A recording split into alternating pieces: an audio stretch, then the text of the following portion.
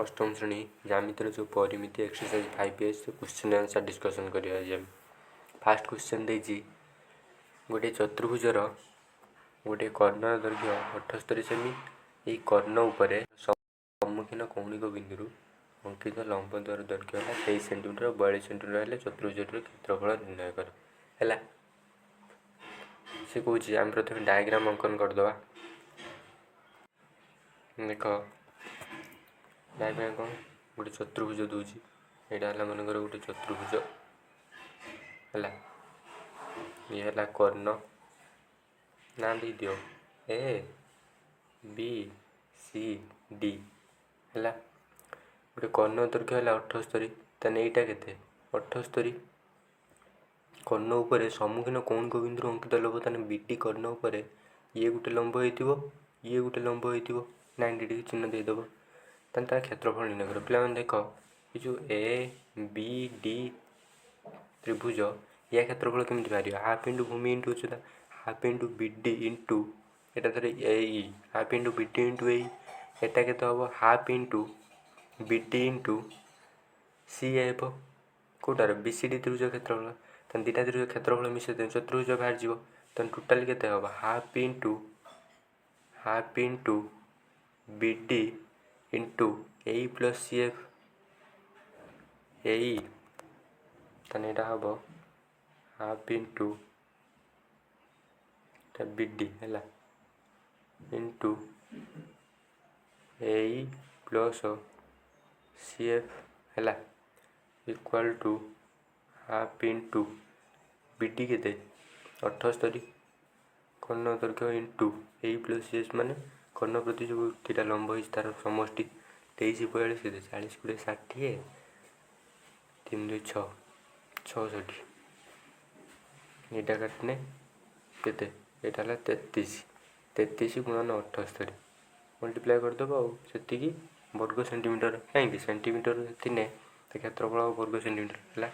Next question देख 2 number question लक्ष्य कर कर्णद्वय परस्पर छेदी होई नथिबा एक चतुर्भुजर बहिस्थ कर्ण दैर्घ्य 43 सेमी उक्त कर्ण उपर सम्मुखीन कौणिक बिंदु अंकित लंब द्वयर दैर्घ्य है 19 सेमी 9 सेमी चतुर्भुज क्षेत्रफल चित्रटा केमती हम पे कहल आम देखते ना जो एग्जाम्पल चतुर्भुजटा ये आसला ये यार बहिस्थ कर्ण कौटा धर ए बी यहाँ सी यहाँ डी बहिस्थ कर्ण कौटा बी डी ये बहिस्थ कर्ण दैर्घ्य के 43 कर्ण उपरे जो कौणिक बिंदु दुटा लंब देती गोटे 19 गुणे 9 ताने यहाँ है 9 यहाँ है के 19 है पचार तार क्षेत्रफल निर्णय कर है क्षेत्रफल केमी बाहर सूत्र कहुई पूराटार क्षेत्रफल माइनस बी सी डी त्रिभुज क्षेत्रफल बंचीज ना ए बी सी डी त्रिभुज चतुर्भुज क्षेत्रफल तेरे पूराटा क्षेत्रफल के half into B D into A यहाँ धर F minus B C D त्रिभुज क्षेत्रफल के half into B D into C ताने दुटा फेड़ने के हाफ इंटू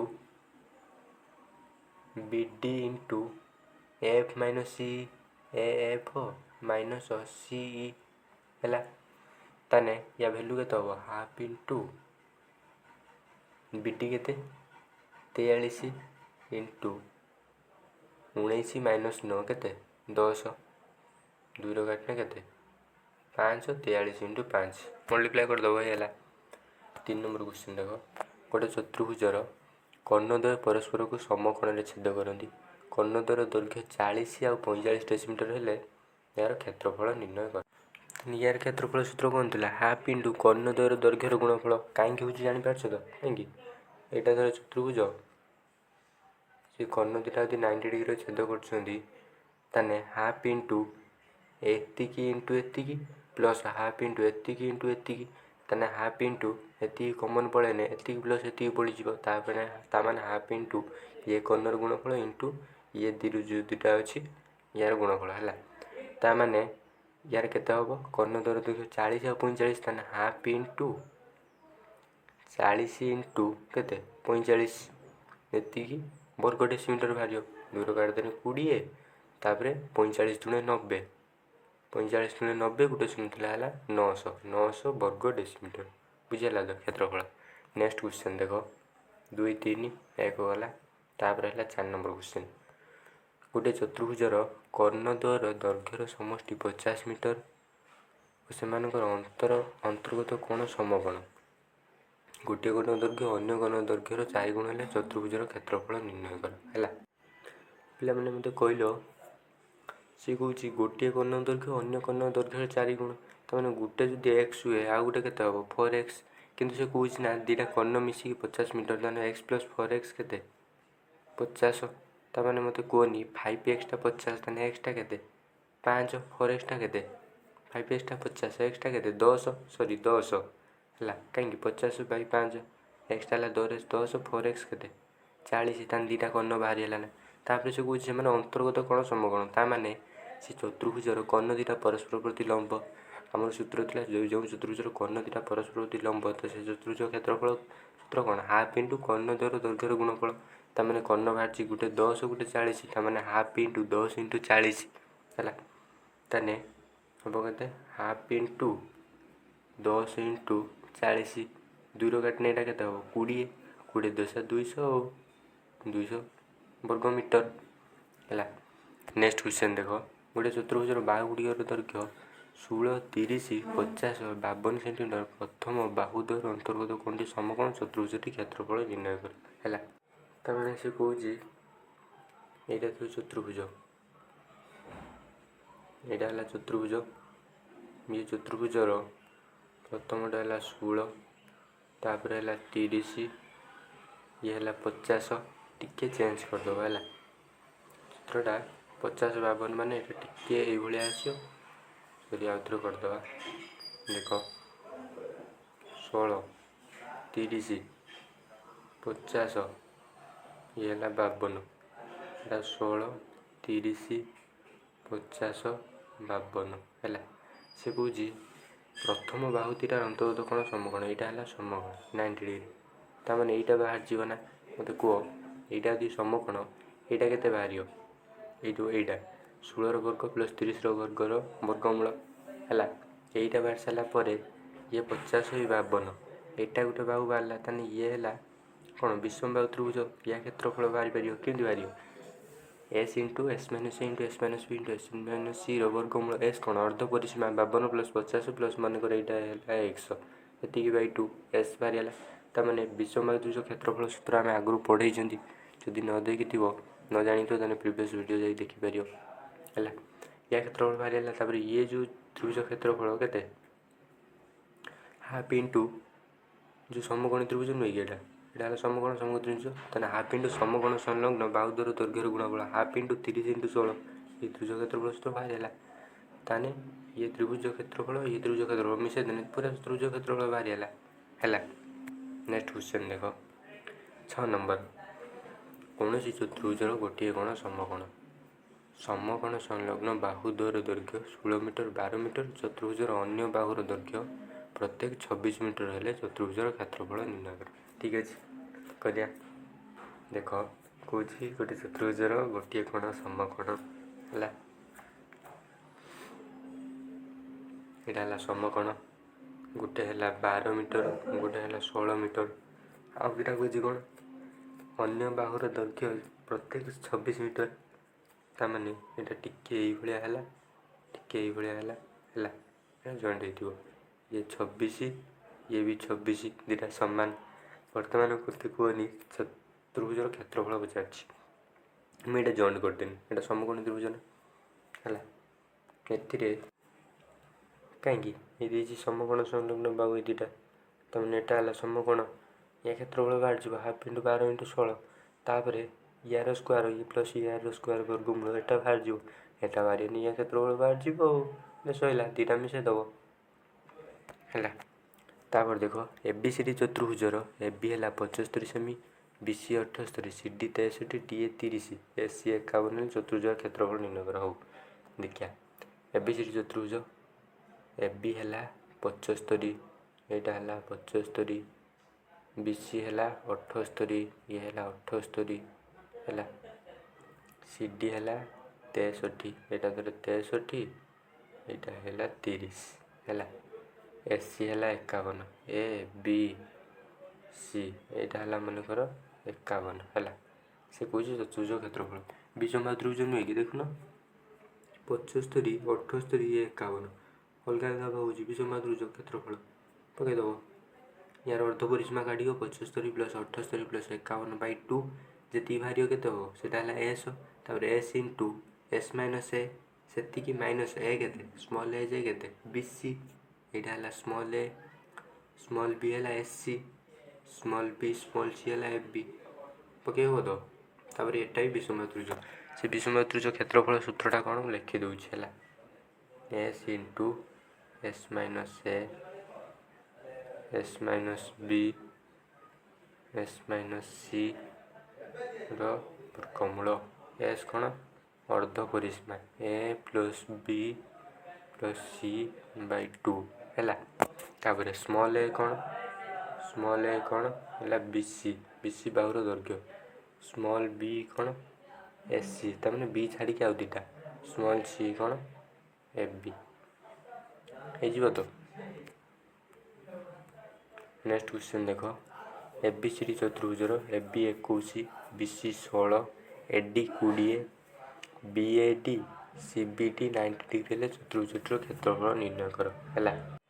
पे से कौन ना BAD BCD है CBD 90 डिग्री हो मनकर यहाँ यहाँ A यहाँ B बर्तमान यहाँ C यहाँ C BAD यहाँ D यहाँ 90 डिग्री BCD ना CBD एटा भी 90 है CBD BAD ये 90 डिग्री है। तापर कौन AB है 21 ये है 21 BC है 16 AD है 20 AD यहाँ है 20 ये तो देती आउपर कह से चतुर्भुज क्षेत्रफल हाँ आराम से बाहर जीव दीटा कोण समकोण देती ठीक अच्छे यहाँ देनी न दो असुविधा नहीं कि ये जो समकोण देती ये जो समकोणटा या आम यहाँ जॉइन करदे बाहर जीव ना या क्षेत्रफल केमी बाहर half into 16 into 21 half into 16 into 21 लिखुनी है जो न जापर कमेंट सेक्शन में जन तापर एटा बाहर एथिरे आम दरकार कौन सॉरी पिला मैंने ये लक्ष्य कर ये जो BAD CBD ये C की नहीं देनी कर्ण से बिंदु को नहीं देनी आम जो अंकन करते चित्रटा से आम शीर्ष बिंदु नहीं करदे चित्रटा आम भूल होता देख चित्रटा कौ भाई हम सी कौन ABCD चतुर्भुज AB 21 BC 16 AD 20 BAD CBD है केते 90 डिग्री ताने चित्रटा आमर कौ भाया हम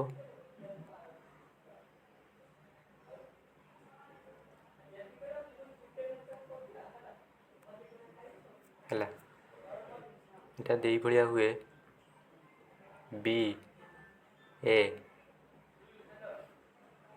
ABCD BAD यहाँ है 90 BAD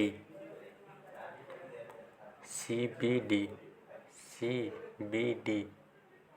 यहाँ भी हम 90 देख यहाँ है 90 डिग्री यहाँ है 90 डिग्री कि आम जो नहीं CBA नहीं जोटा आम भूल होता है CBD है 90 डिग्री बर्तमान कौन AB है 21 यहाँ है 21 यहाँ BC है 16 AD है 20 यहाँ है 20 क्षेत्रफल पचार चतुर्भुजर यहाँ बाहर जीवन कि समकोणी त्रिभुजर 20 21 देती समकोण संलग्न हाफ इंटू 20 इंटू 21 क्षेत्रफल बाहर जीव बर्तमान क्षेत्रफल बाहर सारापर मत कहनी BD भी काढ़ी हम ना केमी BD बाहर 20 square plus 21 square root over BD बाहरी है ये BDटा बाहर सारापर ये त्रिभुजर कौटा BCD त्रिभुजर समकोण रही समकोणर संलग्न बाहु दुटा कौन 16 आम बाहर करवा ମାନେ ହାଫ୍ ଇଣ୍ଟୁ 16 ଏଇଟା ଯଦି ବାହାରିଥିବ ଆଉ ତାହେଲେ ଏଇ ତ୍ରିଭୁଜ ବାହାରିଲା, ଏଇ ତ୍ରିଭୁଜ କ୍ଷେତ୍ରଫଳ ବାହାରିଲା, ମିଶାଇଦେଲେ ହେଇଯିବ।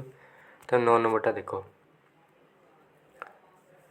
5.40ରେ ABCD ଏକ ଚତୁର୍ଭୁଜ BC ଇକ୍ୱାଲ୍ ଟୁ CD ତାପରେ କହିଛି BC ଓ CDର ଦୈର୍ଘ୍ୟ BC ରେଖାଖଣ୍ଡ CD ରେଖାଖଣ୍ଡର ଦୈର୍ଘ୍ୟ ଏବଂ ABCD ଚତୁର୍ଭୁଜର କ୍ଷେତ୍ରଫଳ ନିର୍ଣ୍ଣୟ କର। ହଁ, BC ଆଉ CD ଦୈର୍ଘ୍ୟ କାଢ଼ିତେ କହିଛି ଆଉ ABCD ଚତୁର୍ଭୁଜ କ୍ଷେତ୍ରଫଳ ନିର୍ଣ୍ଣୟ କରତେ କହିଛି। ପ୍ରଥମେ ପିଲାମାନେ ମୋତେ କୁହ ABD ୟା ତ୍ରିଭୁଜ କ୍ଷେତ୍ରଫଳ ବାହାରିଯିବ। କେମିତି ବାହାରିବ? ହାଫ୍ ଇଣ୍ଟୁ 3 ଇଣ୍ଟୁ 4, କାହିଁକିନା ସମକୋଣୀ ତ୍ରିଭୁଜ ରହିଛି, ସମକୋଣ ସଂଲଗ୍ନ ବାହୁଦ୍ୱୟର ଦୈର୍ଘ୍ୟ ଦେଇଦେଇଛି, ହାଫ୍ ଇଣ୍ଟୁ ସମକୋଣ ସଂଲଗ୍ନ ବାହୁଦ୍ୱୟର ଦୈର୍ଘ୍ୟର ଗୁଣଫଳ ହେଲା। ABD ତ୍ରିଭୁଜ କ୍ଷେତ୍ରଫଳ ବାହାରିଗଲା। ତାପରେ ଆମେ କାଢ଼ିପାରିବା ନା BD କର୍ଣ୍ଣଟା, ଚିତ୍ରକୁ ଲକ୍ଷ୍ୟ କରୁଥିବ ହେଲା। BD କର୍ଣ୍ଣ କେମିତି ବାହାରିବ? 3ର ବର୍ଗ ହେଲା 9 ପ୍ଲସ୍ 4 ବର୍ଗ ହେଲା 16, 16 9 25, 25ର ବର୍ଗମୂଳ କେତେ? 5। ତାହେଲେ BD ବାହାରିଗଲା 5। ବର୍ତ୍ତମାନ ମୋତେ କୁହନି BDଟା ଦେଇଛି 5, BDଟା କେତେ? BD equal to 5। ତାପରେ ABD ତ୍ରିଭୁଜ କ୍ଷେତ୍ରଫଳ ବାହାରିଯାଇଛି। ତାପରେ ଆମକୁ କାଢ଼ିବାର ଅଛି BCD ତ୍ରିଭୁଜ କ୍ଷେତ୍ରଫଳ ଆଉ BC ଆଉ CD। BCD ତ୍ରିଭୁଜଟା କି ତ୍ରିଭୁଜ? ସମକୋଣୀ ସମଦ୍ୱିବାହୁ ତ୍ରିଭୁଜ ନା ପିଲାମାନେ? ସମକୋଣୀ ସମଦ୍ୱିବାହୁ ତ୍ରିଭୁଜ ଆମେ ଜାଣିଛନ୍ତି ସମାନ ବାହୁର ଦୈର୍ଘ୍ୟ କେତେ? ସମକୋଣୀ ସମଦ୍ୱିବାହୁ ତ୍ରିଭୁଜର BDଟା ହେଲା କର୍ଣ୍ଣ, BD କେତେ ବାହାରିଲା? 5।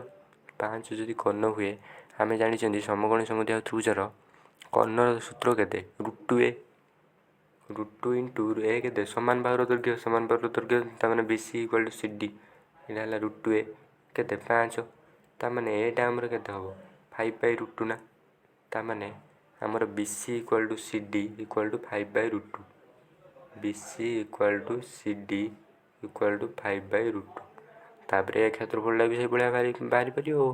ହାଫ୍ ଇଣ୍ଟୁ ସମକୋଣ ସଂଲଗ୍ନ ବାହୁଦ୍ୱୟ ଦୈର୍ଘ୍ୟ ପକାଇଦେଲେ ବାହାରିଯିବ। ବାସ୍, ସମକୋଣୀ ସମଦ୍ୱିବାହୁ ତ୍ରିଭୁଜ ଅଛି, କ୍ଷେତ୍ରଫଳ କାଢ଼ିବାର ଅଛି। BCD ତ୍ରିଭୁଜ କ୍ଷେତ୍ରଫଳ ବାହାରିନି, ଦୁଇଟା ମିଶାଇ ଦେବ ହେଲା ଆଉ। ନେକ୍ସଟ ଦେଖ ଏ କ'ଣ କହିଛି? BAD ଏକ ସମକୋଣ, BAD ସମକୋଣ, AB ହେଲା 4, AD ହେଲା 3, ଠିକ୍ ଅଛି। DC equal to 4 centimetre, 4 centimetre, BC equal to 6 centimetre ହେଲା ଦେଇଦେଇଛି। ତାପରେ କହିଛି ABCD ଚତୁର୍ଭୁଜ କ୍ଷେତ୍ରଫଳ ନିର୍ଣ୍ଣୟ କର। ପିଲାମାନେ ଏଇଟିରେ ଲକ୍ଷ୍ୟ କଲ ABD ତ୍ରିଭୁଜଟା ଗୋଟେ ସମକୋଣୀ ତ୍ରିଭୁଜ ନା, ତା କ୍ଷେତ୍ରଫଳ କେମିତି ହେବ? ହାଫ୍ ଇଣ୍ଟୁ ସମକୋଣ ସଂଲଗ୍ନ ବାହୁଦ୍ୱୟର ଦୈର୍ଘ୍ୟର ଗୁଣଫଳ, ତାମାନେ ହାଫ୍ ଇଣ୍ଟୁ କେତେ? AB ହେଲା 4 ଇଣ୍ଟୁ 3 କେତେ ହେବ? 2ର କାଟିଲେ 2, 2 3 6, 6 ସେଣ୍ଟିମିଟର ସ୍କୋୟାର ହେଇଗଲା ଏ କ୍ଷେତ୍ରଫଳ। ବର୍ତ୍ତମାନ ଆମର କ୍ଷେତ୍ରଫଳ କ'ଣ ଦରକାର? BCD ତ୍ରିଭୁଜର। BCD ତ୍ରିଭୁଜଟା କି ପ୍ରକାର ତ୍ରିଭୁଜ? ଦେଖ ଗୋଟେ 6 ଦେଇଛି, ଗୋଟେ 4, ଆଉ ଗୋଟେ BD ବାହାରି ପାରିବ ନା? କେମିତି ବାହାରିବ? 4ର ବର୍ଗ ପ୍ଲସ୍ 3ର ବର୍ଗର ବର୍ଗମୂଳ। କାହିଁକି? ABD ତ୍ରିଭୁଜର କର୍ଣ୍ଣ ଆମେ କାଢ଼ୁଛନ୍ତି।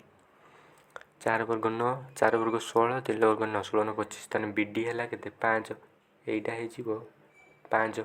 ସେଟା ଯଦି 5 ହେଲା, ବର୍ତ୍ତମାନ ଲକ୍ଷ୍ୟ କରନି BCD କି ପ୍ରକାର ତ୍ରିଭୁଜ? BCD ହେଲା ବିଷମବାହୁ ତ୍ରିଭୁଜ। 3ଟା ବାହୁ ଦେଇଛି, 4 5 6, ତା କ୍ଷେତ୍ରଫଳ ବାହାରି ପାରିବନି ନା? S ଇଣ୍ଟୁ S ମାଇନସ୍ ଏ ଯିବ। ଏଠି S କେତେ ହେବ? ମୁଁ କରିଦେଉଛି ହେଲା। ଏଇଟା ହେଲା 5, ତାହେଲେ Sଟା କେତେ? 6 4 10, 5 15, 15/2, 15/2 ହେଲା କେତେ? 7.5। ବର୍ତ୍ତମାନ ପକେଇବ କେତେ? 7.5 S ଇଣ୍ଟୁ S ମାଇନସ୍ ଏ କେତେ? 7.5 ମାଇନସ୍ ସ୍ମଲ୍ ଏ ହେଲା BC 6 କେତେ? 6 7 1.5 ठीक ହେଲା ତ? Into S into S minus into S minus B, B କେତେ? SC ଧର ଆଉ ଗୋଟେ ବାହୁ ନେଇଯାଅ କେତେ? 7.5 ମାଇନସ୍ 4 କେତେ? 3.5 ଇଣ୍ଟୁ ନେକ୍ସଟ ନେ 5 ନେନେ 2.5, ଏତିକିର ରୁଟ୍ ଓଭର୍ ଆଉ ଏତିକିର ରୁଟ୍ ଓଭର୍। ଏକୁ ଦଶମିକ ଉଠେଇ ଦିଅ ଯଦି ଉଠେଇବ, କିଛି ଅସୁବିଧା ନାହିଁ। 7.5 75/10, 15/10, 3.5/10, 2.5/10, ତଳେ 4ଟା 10 ରହୁଛି, 2ଟା 10 ଆସିବ ନୁହେଁ କି? ତାପରେ 75ଟା କେତେ? 15 ଇଣ୍ଟୁ 5, ତା ମାନେ ଦେଖ ଇଏ ଗୋଟେ 15, ଇଏ ଗୋଟେ 15, 2ଟା 15ରୁ ଗୋଟେ 15 ଆସିଲା। ତାପରେ 25 ରୁ ଏଇଟା ହେଲା 3.5 ଯେଉଁ 5 × 7 ନୁହେଁ କି ଇଏ ଗୋଟେ 5 ଇଏ ଗୋଟେ 5 ଗୋଟେ 5 ଆସିଲା। ତାପରେ ଏଇଟା କେତେ ହେଇଛି 2.5 25 ରୁ ଇଏ 5 ପଳେଇ ଆଇଲା। ତାପରେ ଆଉ ଗୋଟେ 7 ବଳି ପଡ଼ୁଛି ଆଉ 15 × 5 × 5 ଡିଭାଇଡେଡ଼ ବାଇ 100 ଇଣ୍ଟୁ √7 ଆଉ ଏଇଆ ବଳିବ ଆଉ ବୁଝିଲା ତ ପିଲାମାନେ ଆଜି ପାଇଁ ଏତିକି। ପୁଣି ନେକ୍ସଟ ଭିଡ଼ିଓରେ ଦେଖାହେବ। ଯଦି କିଛି ଡାଉଟ୍ ଥିବ କମେଣ୍ଟ ସେକ୍ସନରେ ନିହାତି ଜଣାଇବ। ଚ୍ୟାନେଲ୍ ନୂଆ କରିଥିଲେ ସବସ୍କ୍ରାଇବ୍ ଟିକେ କରିଦେବ। ସବସ୍କ୍ରାଇବ୍ କରିକି ଅଲ୍ ବଟନ୍ ଉପରେ କ୍ଲିକ୍ କରିଦେବ, ଯାହାଫଳରେ ମୁଁ ଯାହା ବି ଭିଡ଼ିଓ ଛାଡ଼ିବି ସର୍ବପ୍ରଥମେ ତୁମ ପାଖରେ ପହଞ୍ଚି ପାରିବ। ଲାଇକ୍ ସେୟାର ସପୋର୍ଟ ମଧ୍ୟ